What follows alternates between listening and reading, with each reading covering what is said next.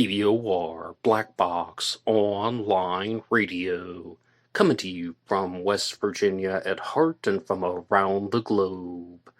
And hello, Nedheads. Hello, Black Box Battalion.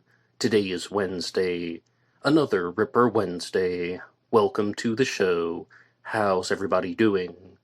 On Wednesdays, I talk to you guys about Jack the Ripper, perhaps the world's most famous unsolved mystery.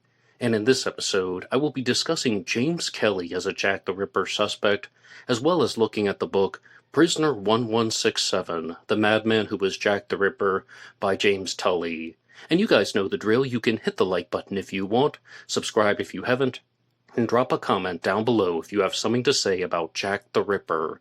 For larger things, you can send them to me at blackboxonlineradio@aol.com. And I am your host, Black Box Ned. Firstly, I would like to give a big thank you to everyone who has listened to the recent Ripper Wednesdays, where I've been discussing the book Jack the Ripper and the East End. And those discussions are not yet complete, so I'll get back to that one in the future. But I guess you would say that I went down the rabbit hole a little bit looking at James Kelly as a Jack the Ripper suspect. And I think that he is a fascinating suspect, but he was a terrible person in his personal life. So there are a lot of things to evaluate, and I have mentioned James Kelly on the channel many times. Back in 2023, I did a segment called The Jack the Ripper Report here on Black Box Online Radio, where I was discussing multiple subjects within a single episode. And of course, I did a suspect profile discussion on James Kelly, and I also mentioned him in my suspect ratings episode. But this is the first time that I've done a standalone feature on James Kelly as a Jack the Ripper suspect. And I think that if you were to just do a quick Google search about James Kelly, or even if you're somewhat familiar with the Ripper case, and someone were to ask you, what do you know about James Kelly as a Jack the Ripper suspect? The immediate first things that would come to mind would be that, well, he was a convicted murderer.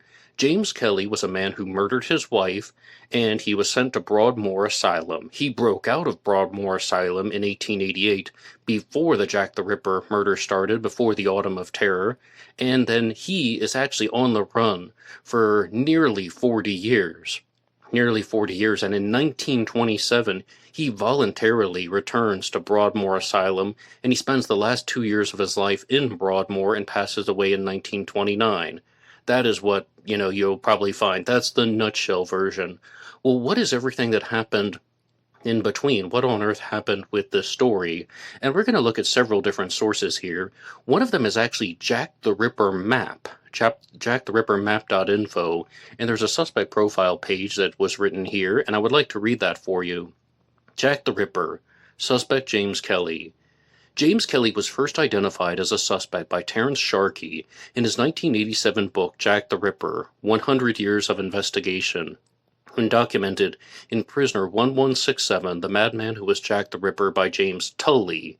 James Kelly murdered his wife in 1883 by stabbing her in the neck. Deemed a lunatic, he was confined to Broadmoor Asylum, for which he escaped in early 1888, using a key that he made himself. Now, there is a very big story about the key. Maybe he did not actually use this makeshift key to get out of Broadmoor. He may have bribed his way out by making a secret arrangement.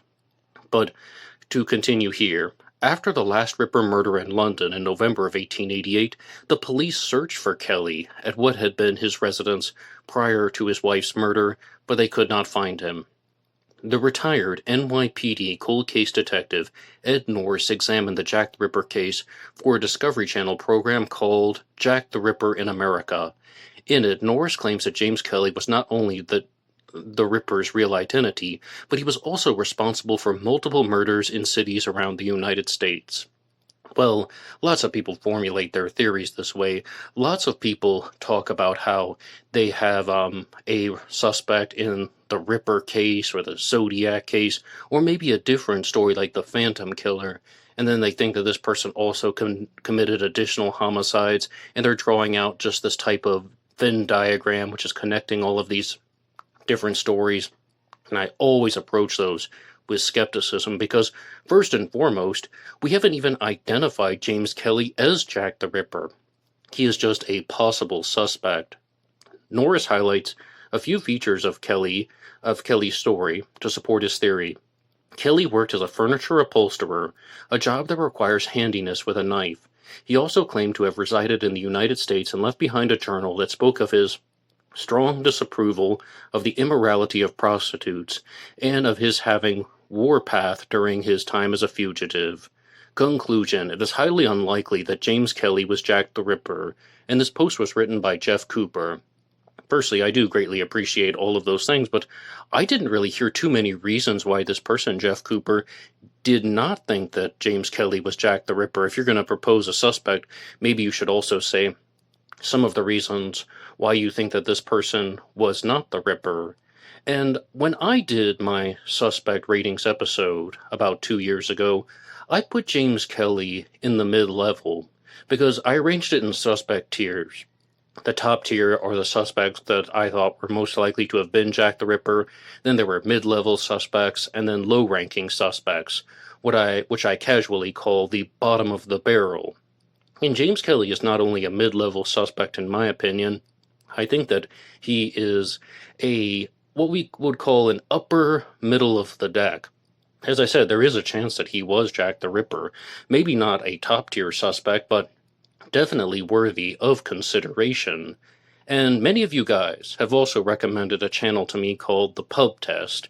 It's one that I've seen in the past, but it's run by a broadcaster named Owen from Australia, who concentrates on Jack the Ripper. He talks about other subjects as well, such as the Lizzie Borden murders and other true crime cases, but his primary focus is Jack the Ripper, very similar to what I have done in the past with Black Box Online Radio and the Zodiac Killer mystery. This channel started out talking about the Zodiac Killer and all other things.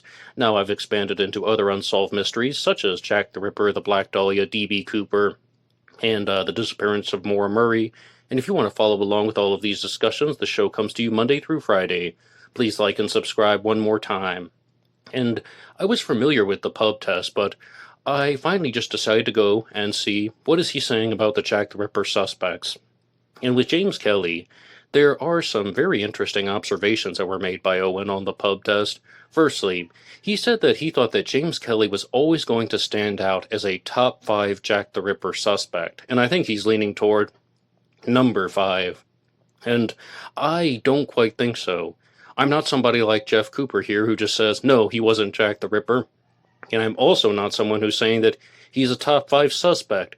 When I said upper middle of the deck, I mean, we're talking maybe 8, 9, or 10. I think he might be the 10th most reasonable Jack the Ripper suspect, which isn't impossible out of all the hundreds of people who have been accused of being Jack the Ripper.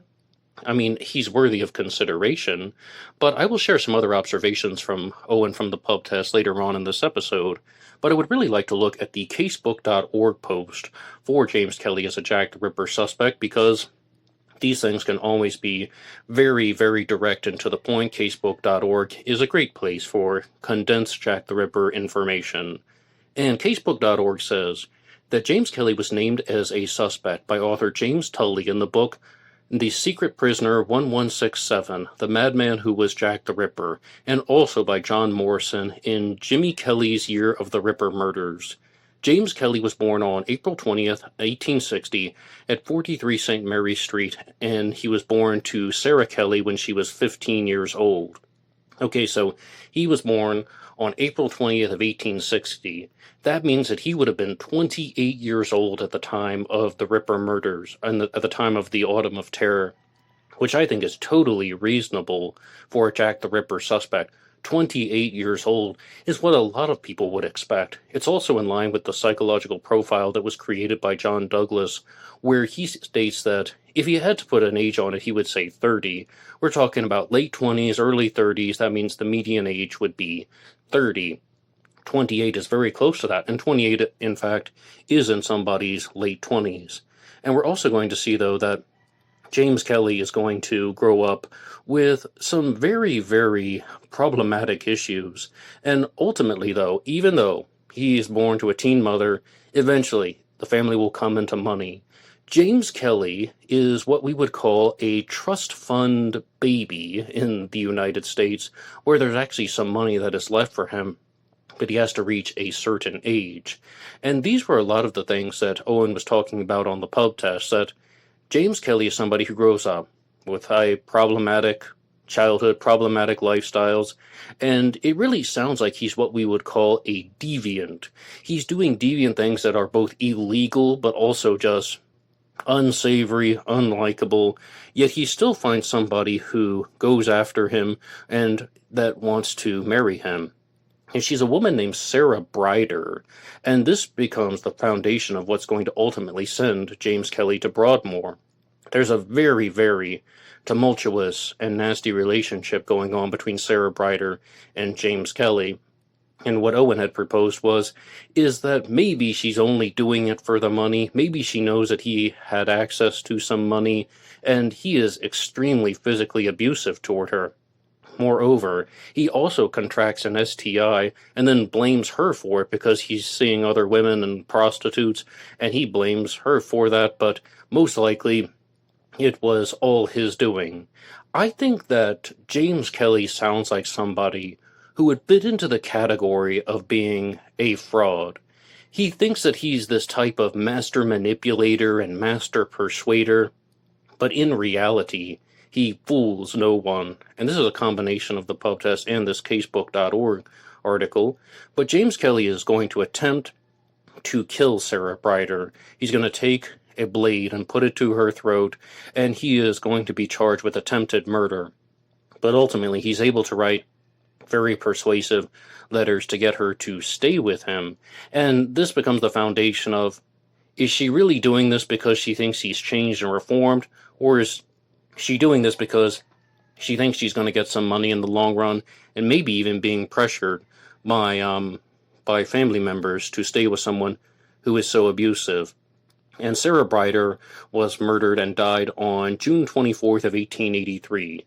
Now, at first, James Kelly is found guilty of her murder, and he was actually deemed not criminally insane, but ultimately there was a reversal, and he was sent to Broadmoor Asylum. And the story about him getting out of Broadmoor in 1888 is, as you heard, that he made his own makeshift key, and he was able to escape Broadmoor that way. But one theory that was proposed on the pub test was he may have just bribed his way out, told somebody that he still had access to his money, and he may have bribed somebody to let him out of Broadmoor.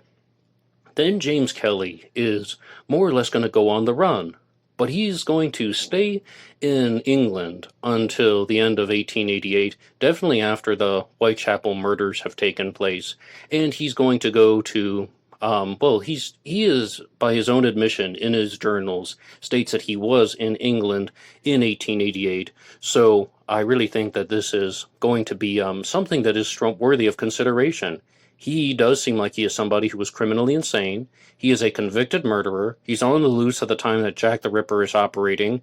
He may have had mental health concerns that were escalating, and then they were declining, and then he's also may have just wanted revenge for being put in Broadmoor in the first place, for being convicted. And these things start to make sense. And one of the things, though, that I think is very important is not just the age. It's not just that, he's a liar, a cheater, and a manipulator. It's that he had real homicidal tendencies. Because there are so many Jack the Ripper suspects out there that get accused of being the Whitechapel fiend. Then did they actually kill anyone? I mean, when you think about some of them like Walter Sickert or Lewis Carroll, or how about this? How about Charles Lechmere and Aaron Kosminski? Did they actually kill anyone? Well, Charles Lechmere most likely did in a type of carman accident.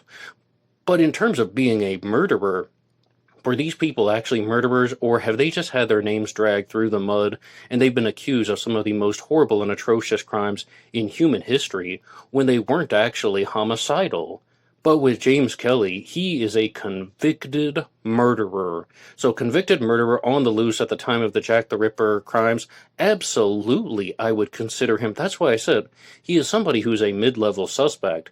Now, I tend to see a lot of phony baloney thinking with his whole madman defense, and I openly told you I think he's a master manipulator in his own mind, but he persuades nobody, and he probably was somebody who had an intense hatred of women because of the problems that he had with his mother growing up, which does fit Jack the Ripper. But this also goes to show that he's going to be a type of person who is very, very prone to criminal behavior, such as being a con man, being a narcissist, a deceptive liar. And with Jack the Ripper, he is extremely brutal with the women.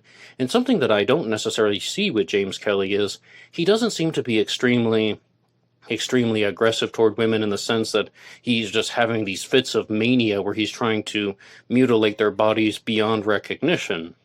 But let's keep going here on casebook.org. Heading first for London and then to France and America, he found work as a coach trimmer in various motor works and on at least 2 occasions while at large decided to give himself up, first in 1896 and then again in 1901.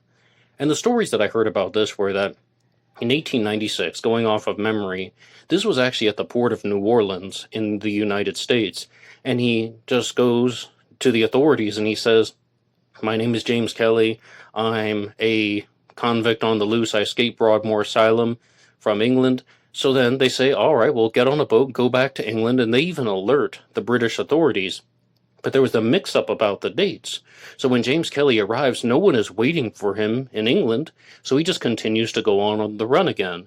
And that was reportedly in 1896. But in 1901, he's actually trying to turn himself in again in Canada, in Vancouver.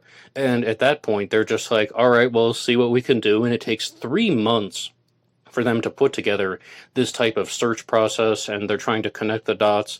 And ultimately, then they're really just not too concerned with sending him back to England. And by 1907, Broadmoor Asylum openly said that his case was closed. They wanted nothing to do with James Kelly. They didn't want to hear about it. And he, more or less, wandered the world for another 20 years, all the way until 1927. And what would happen is that he would return to Broadmoor directly and state that he was somebody who had escaped in the past and that he wanted to return to the asylum. But this is at the end of his life. He was born in 1860, and we're going all the way into 1927, so I'm just going to try and do some math, which I'm not good at, but I'm going to say that he was perhaps 67 years old at the time, and his health was failing. He was also deaf at the point where he couldn't hear what people were saying to him.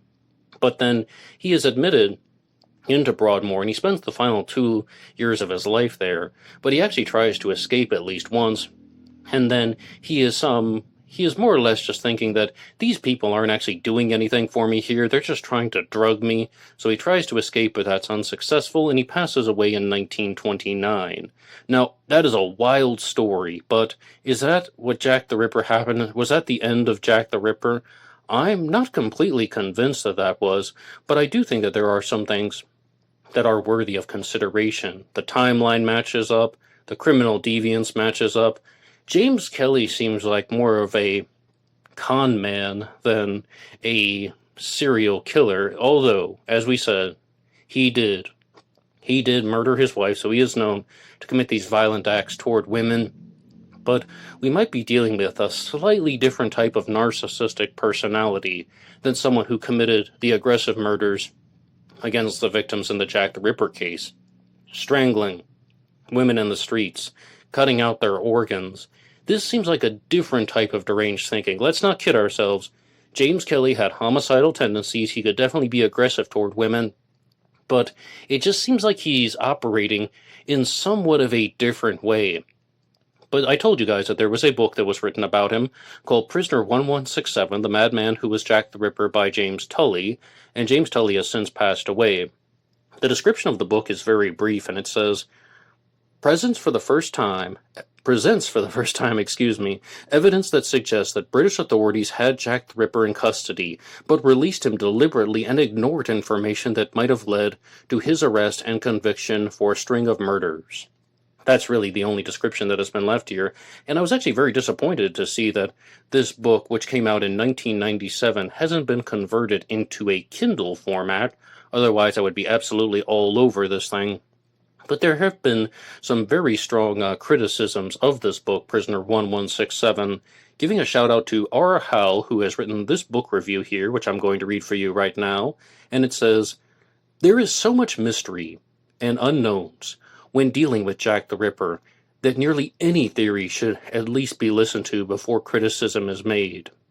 Well, I don't know about any theory. Some of these suspects do get a little bit wacky at a certain point, and we even have suspects like Dr. Alexander Pedachenko, who might not have even existed at all, that they might actually be fictional characters. And then once you start having things where the victims get accused of being active participants in the murders, those things I don't necessarily listen to too carefully. But let's go here. In this turn of suspects, James Tully proposes one James Kelly of being Jack the Ripper, apparently on the basis that Kelly killed his wife, Sarah Brider, by stabbing her in the throat and then cutting it open. So, I mean, that definitely is a cause for concern, and I won't deny that. I openly told you James Kelly might be a top 10 suspect out of the 10 most likely people to have been Jack the Ripper. Very similar, but not purely identical. He was tried for the murder, but got off on an insanity charge and was placed in Broadmoor, a mental institute. Kelly then escapes from Broadmoor and a few years later lives out quite a long life traveling the world before willingly returning to Broadmoor to die. That's pretty much the first 3 chapters of this book, and that is the last that we will hear of James Kelly, more or less, until the final chapter. Okay, though, there are lots of Jack the Ripper books out there, and they often will do this where they have a theory, but then they actually spend the majority of the book talking about walkthroughs of the Jack the Ripper crimes. Okay, this is the murder of Polly Nichols, this is the murder of Annie Chapman. Then they talk about the letters, and I think they have every right to, because a lot of these books are not only written for seasoned ripperologists, they're not only written for people who are closely following the case, they're also written for the general public. And if somebody isn't familiar with all the place names, the victims' names, the members of law enforcement, I totally understand why they do that. But as somebody who is reading the book really wanting to know this person's theory, I mean, I'm like, well, I wish they would just spend more time focusing on their suspect. I wish they would spend more time focusing on what they think actually happened, as opposed to just sharing information that you can get in any other book or even online. Now, commentary is always appreciated. Analysis is always appreciated. But just restating basic information to fill up 2/3 of a book is not appreciated. After the, Jack the Ripper introductions on James Kelly, Tully takes us on a trip through the Ripper murders, of which he includes Martha Tabram, the Canonical Five, Alice Mackenzie, and Frances Coles, but he excludes Liz Stride from the Canonical Five, suspecting that her pimp, Michael Kidney, killed her. Tully also suggests that Mary Jane Kelly may have possibly been James Kelly's sister-in-law, who was living in secret from her family. Tully describes the murders but goes into much detail regarding the death inquest of the coroners and testimonies of witnesses of the victims. Tully then wraps up his book with a chapter entitled The Cover-Up, in which, through self-speculation and a bit of conspiracy, the author places James Kelly as the Ripper with a fairly vague circumstantial set of evidence at best. This seems largely based on some file about Kelly being sealed until 2030 AD. There is also an appendix chapter on things to ponder in regards of some of the same events. While intriguing and worth reading, I'm not completely convinced of anything from these arguments. There is little to no evidence supporting these claims. Unfortunately, the text tends to drag on, and I became uninspired while reading it.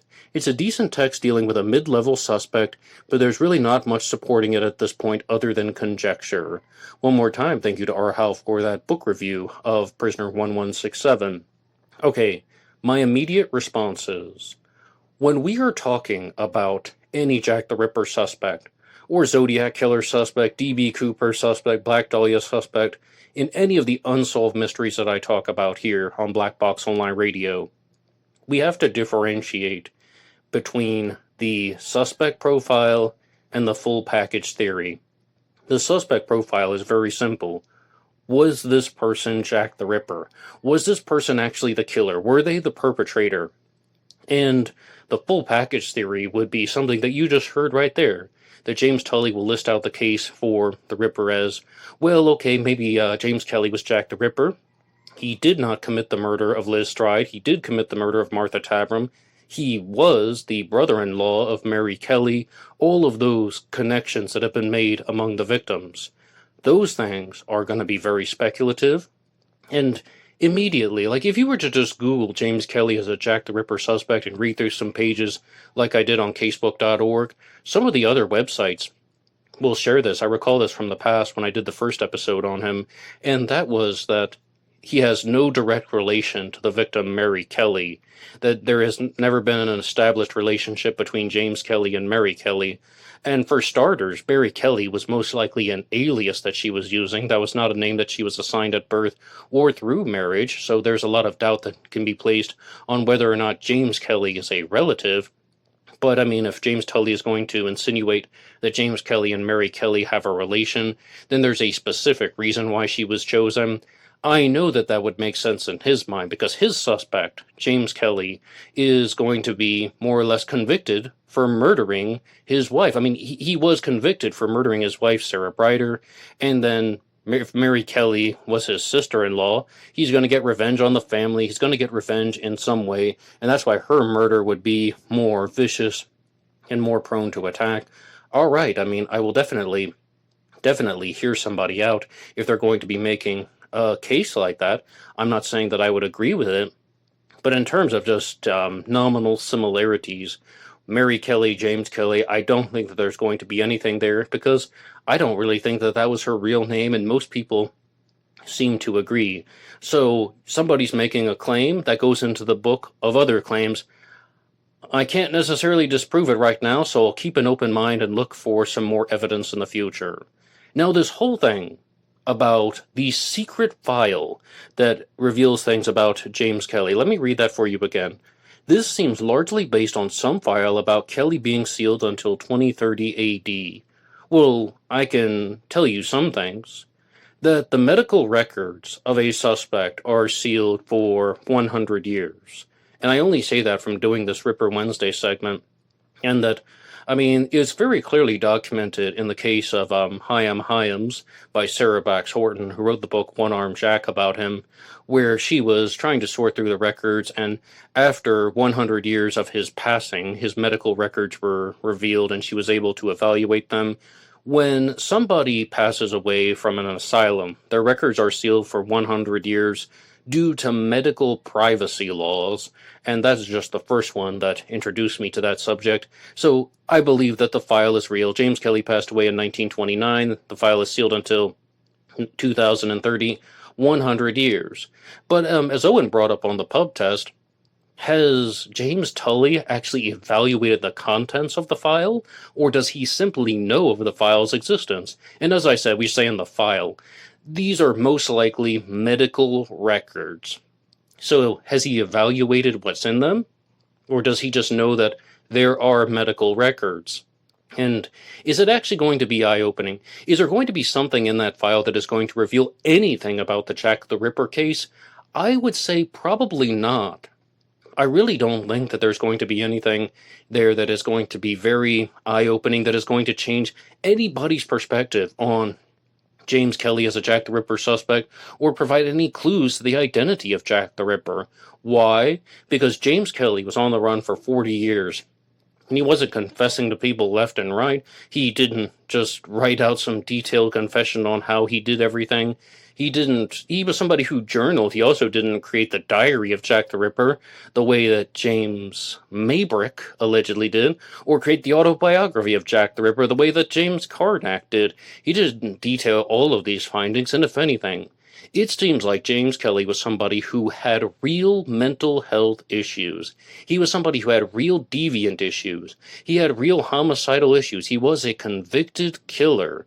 But did he commit these specific murders that were detailed in this book here, as well as in the other books and the other suspect profiles? All of that rests in uncertainty. And as I said, Owen has 2 episodes about him on the pub test. One of them talks about James Kelly as a Jack the Ripper suspect, and the other video talks about the book Prisoner 1167. And he was saying that James Kelly will probably always rest as a top 5 Jack the Ripper suspect. And I just think, oh no, oh no. I think that people have too many doubts about his story. That's why I said maybe 9 or 10 in my book. But what do you think about James Kelly as a Jack the Ripper suspect? Do you think he's a strong ranking Jack the Ripper suspect? Even this person here, R. Howell, who wrote the book review on Prisoner 1167, says, dealing with a mid-level suspect. I mean, both of us came to the same conclusion. I have no idea who this person is other than that they've read this book and chose to post their review of it. Mid-level suspect? I said mid-level suspect. But what do you think about everything that has been discussed in this episode here? I would really love to know your responses. What do you think about James Kelly as a Jack the Ripper suspect? Please put your ideas in the comments section down below. And I would like to thank everyone for listening to this episode, as well as to all of you who tuned in yesterday for my new series on the disappearance of Maura Murray from 2004. That is a new series that I've launched on Tuesdays here on Black Box Online Radio. On Mondays, I talk about the Zodiac Killer. On Tuesdays, about Maura Murray. Wednesdays, about Jack the Ripper, which you're listening to now. On Thursdays, about the Black Dahlia. And on Fridays, about D.B. Cooper. And this week, there will be a special bonus episode on Thursday in place of Dahlia Thursday, where I will be doing an AMA and Ask Me Anything on the Zodiac Killer suspect, Lawrence Kane. So please, feel free to check that out if you're curious about the Zodiac Killer mystery and true crime stories from America. I also release shorts and reels Monday through Friday here on YouTube, Facebook, and Instagram. My YouTube name, of course, is Black Box Online Radio. Facebook is Ned DeHaan. And Instagram, blackboxonlineradio. And if you want to support all of these efforts, you can go over to buymeacoffee.com, buymeacoffee.com/blackboxonlineradio, and that allows you to make a donation or contribution to help support the show, and anybody who makes a donation will get a shout-out on Zodiac Monday. And I also want to let you guys know that this show is available for free downloads on the podcast circuit under the names Black Box True Crime or Black Box Podcast, and you can get the images that you see going by on the screen. They are available at True Crime Designs on Facebook. That's a page that you can follow, and that will be all for me now. I will see you tomorrow for a new episode about the Zodiac Killer suspect Lawrence Kane, and until next time.